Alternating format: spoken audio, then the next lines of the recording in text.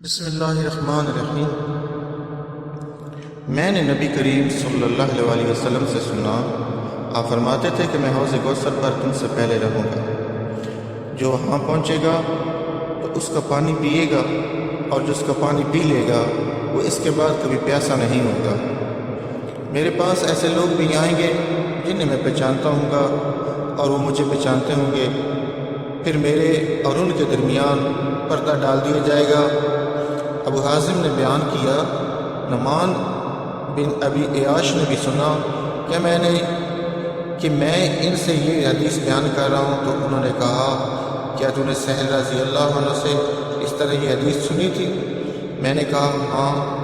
انہوں نے کہا، میں گواہی دیتا ہوں کہ میں نے ابو سعید خدری رضی اللہ عنہ سے یہ حدیث اسی طرح سنی تھی۔ ابو سعید اس میں اتنا بڑھاتے ہیں کہ آن حضرت صلی اللہ علیہ وسلم نے فرمایا کہ یہ لوگ مجھ میں سے ہیں۔ آن حضرت صلی اللہ علیہ وسلم سے اس وقت کہا جائے گا، آپ کو معلوم نہیں کہ آپ کے بعد انہوں نے کیا تبدیلیاں کر دی تھیں۔ میں کہوں گا، دوری ہو دوری ہو ان کے لیے جنہوں نے میرے بعد دین میں تبدیلیاں کر دی تھی۔ جن باتوں کا آن حضرت صلی اللہ علیہ وسلم نے ان سے عہد لیا تھا، ان میں سے